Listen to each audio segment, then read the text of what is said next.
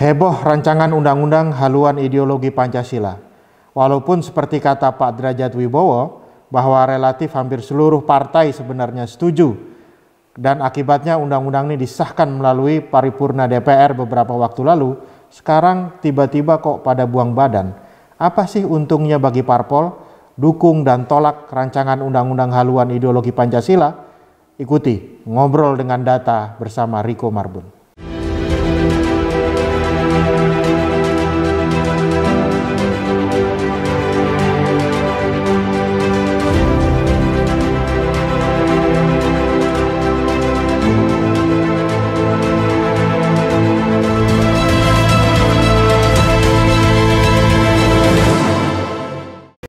Rancangan Undang-Undang Haluan Ideologi Pancasila yang disepakati oleh paripurna DPR beberapa waktu lalu ternyata memicu perdebatan besar.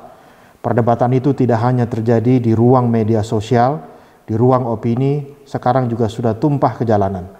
Beberapa waktu lalu, aksi demonstrasi meminta agar DPR membatalkan rancangan undang-undang ini mulai bergulir dan mungkin tidak akan reda dalam beberapa waktu ke depan. Jika kita melihat perdebatan yang terus memanas, kita melihat di media sosial dan media-media konvensional.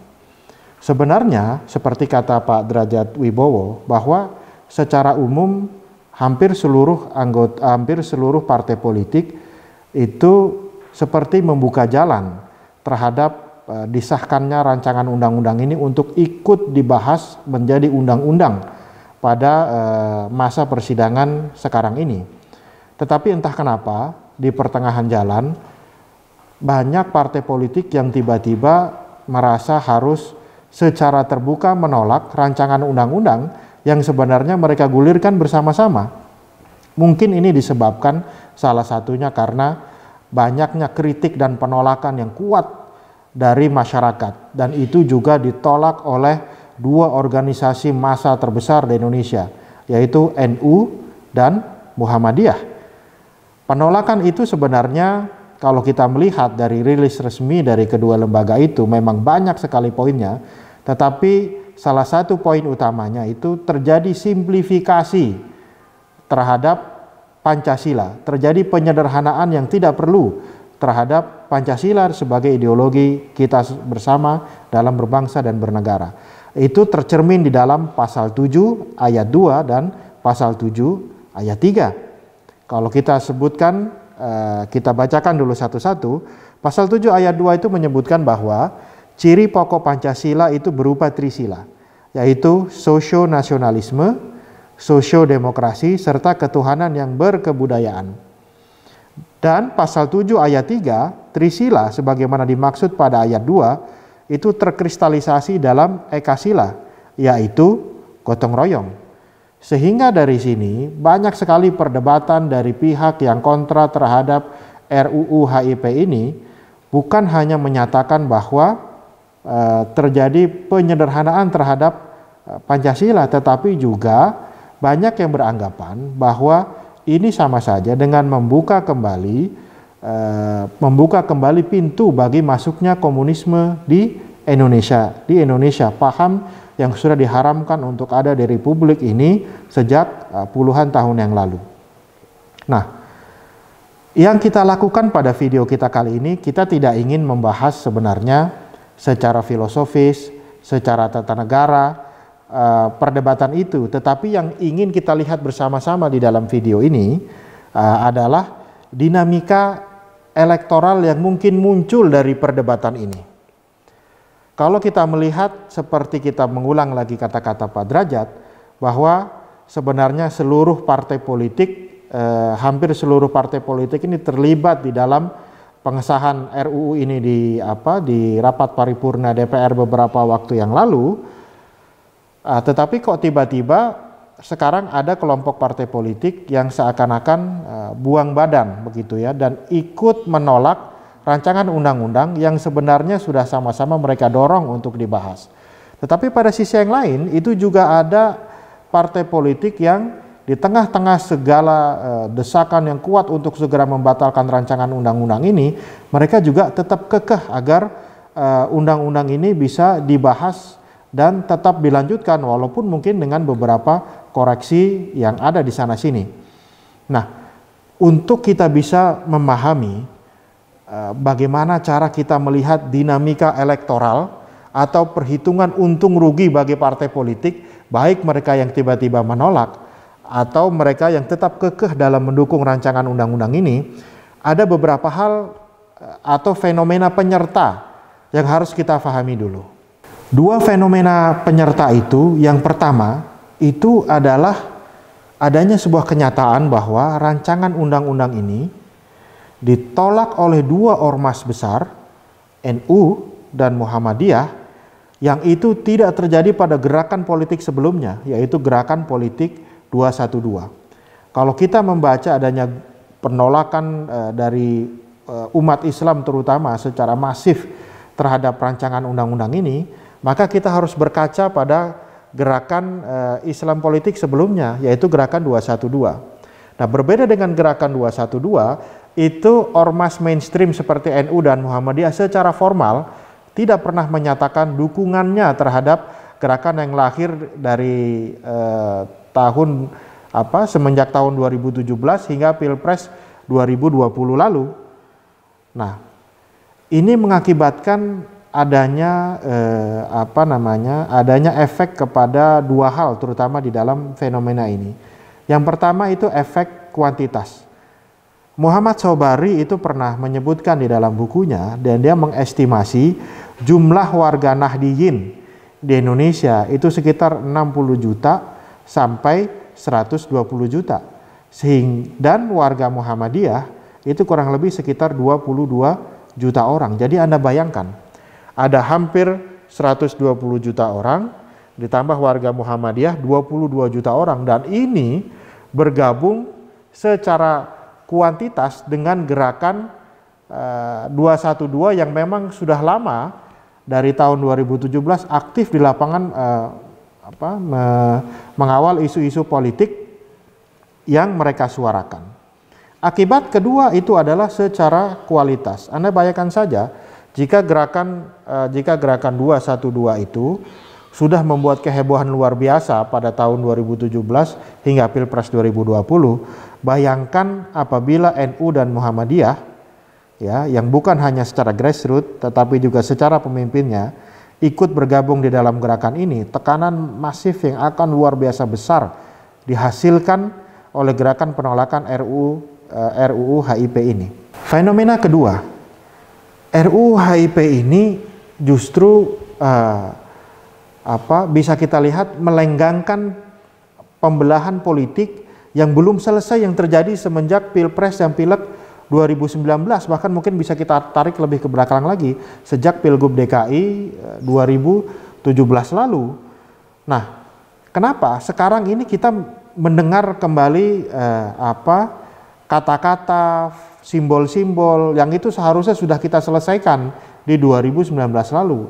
Kita dengar lagi istilah seperti cebong kampret, kita dengar lagi istilah seperti kadrun versus komunis. Nah, ini kan istilah-istilah yang sebenarnya tidak perlu lagi ada pasca pemilu 2019. Tetapi dengan bergulirnya RUU HIP ini, pembelahan yang tadinya mulai agak reda dikarenakan wabah COVID yang masih kita rasakan sampai sekarang, ini tiba-tiba terbuka lagi dan mungkin bahkan bisa lebih dalam pembelahan itu. Jadi apa sih keuntungan dari parpol yang sampai sekarang itu dia ramai-ramai tiba-tiba menolak RUU HIP ini, atau bagi parpol yang tetap kekeh untuk melanjutkan pembahasan rancangan undang-undang haluan ideologi Pancasila? Nah, sebenarnya kita bisa memahami ini dengan menggabungkan dua hal. Yang pertama, pemahaman kita terhadap dua fenomena penyerta yang tadi saya sebutkan di awal. Yang kedua, ada satu konsep yang dinamakan dengan asosiasi persepsi. Jika dua fenomena penyerta tadi itu adalah suatu kekuatan yang membentuk pangsa pasar persepsi yang ada di publik. Nah, asosiasi persepsi tadi itu merupakan hal yang menggabungkan, yang berusaha melink up antara pasar tadi dengan penggunanya, yaitu partai politik. Apa sih yang saya maksud dengan itu? Nah, kita bisa melihat tadi bahwa derasnya penolakan masyarakat itu sebenarnya memang menemukan relevansinya di dalam data survei yang pernah kita lakukan yang pernah kami lakukan beberapa waktu yang lalu. Dari data survei kami pernah menanyakan apa hubungan antara agama dan Pancasila. Kami pernah menanyakan misalnya dalam hidup berbangsa dan bernegara, menurut Anda mana sih yang harus lebih diutamakan? Satu, apakah Pancasila dan agama itu harus diutamakan dua-duanya? Apakah Pancasila itu harus lebih diutamakan daripada agama? Apakah agama itu lebih diutamakan dari Pancasila? Atau bagaimana? Ternyata di dalam hasil survei itu kami menemukan bahwa publik yang menganggap Pancasila dan agama harus diutamakan kedua-duanya sekaligus itu ada 64,4%.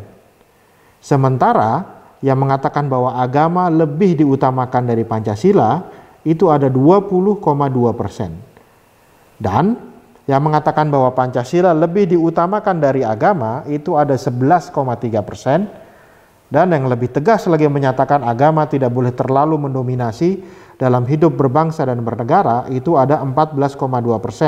Dan yang tidak mau menjawab ada kurang lebih 1,2%. Ini artinya apa? Kalau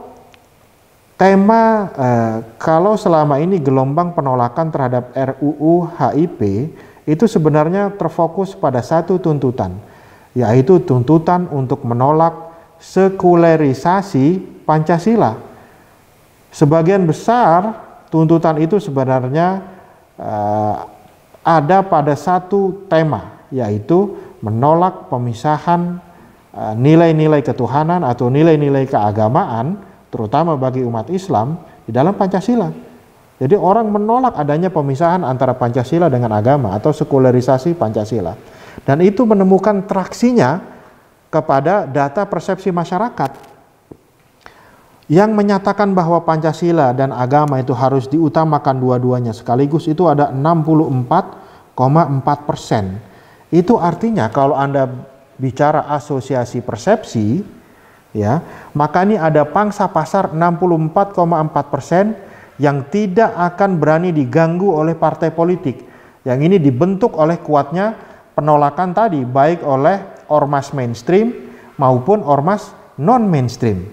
Nah, itulah yang menyebabkan bahwa partai-partai yang tadinya meloloskan undang-undang ini, baik dengan catatan maupun tanpa catatan di dalam paripurna, ternyata sekarang tiba-tiba ramai-ramai mencoba mengesankan dirinya, menolak rancangan undang-undang ini. Kenapa? Karena mereka tidak ingin kehilangan 64,4% pemilihnya. Kalau kita bisa memahami kenapa tiba-tiba banyak partai politik balik badan menolak rancangan undang-undang HIP, karena memang pangsa pasar persepsi orang yang menolak sekularisasi Pancasila ini memang besar sekali. Tadi itu angkanya mendekati 64,4%. Sekarang logika apa yang membuat ada partai politik yang masih tetap kekeh dalam melanjutkan pembahasan tentang RUU HIP ini, walaupun misalnya dengan revisi di sana sini. Nah, kita harus ingat bahwa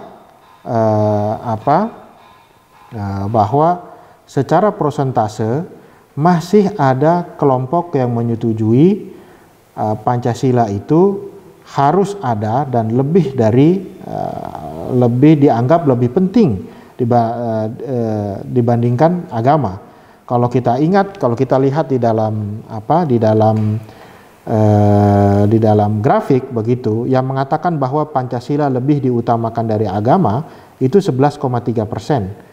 Dan yang menyatakan bahwa agama tidak boleh terlalu mendominasi dalam hidup berbangsa dan bernegara itu ada 2,9%. Itu artinya ada 14,2% pangsa pasar yang secara implisit sebenarnya mendukung RUU HIP ini. Dan Anda harus ingat bahwa dalam pemilu 2019 2014 dan 2019 untuk memenangkan pemilu legislatif, Anda tidak harus menang 30%, tidak harus menang 40%. PDIP itu di 2014 menjadi pemenang pemilu legislatif hanya dengan angka 18,95%. Dan pada tahun 2019 lalu hanya butuh suara 19,3% untuk menjadi pemenang nomor 1 di Pileg Indonesia.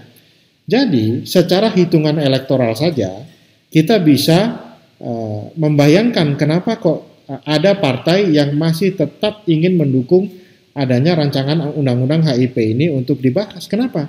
Karena setidak-tidaknya masih ada 14,2% pangsa pasar yang setuju terhadap prinsip ini. 14,2% itu artinya sekitar 73,5% dari perolehan suara PDIP pada pemilu 2019 lalu. Lebih sekitar hampir 3/4 dari pangsa pasar partai ini tetap bisa dijaga apabila partai itu tetap melanjutkan pembahasan RUU HIP di DPR. Yang kedua, kita harus ingat di dalam berbagai macam survei ada 2 tokoh utama yang selalu muncul di dalam pikiran dan dikagumi oleh penduduk Indonesia, yaitu Soekarno dan Soeharto, Bung Karno dan Pak Harto. Dan Anda harus ingat bahwa asosiasi terhadap Pancasila ini, walaupun banyak sekali tokoh-tokoh nasional yang lain yang di sana, tetapi itu sangat kuat diasosiasikan terhadap Bung Karno.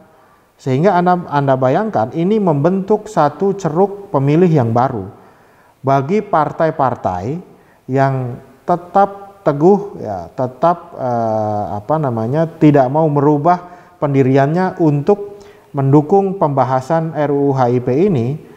Mereka berpikir bahwa bisa jadi nanti limpahan suara dari orang-orang yang mengagumi Bung Karno itu bisa membawa suara ke partai mereka.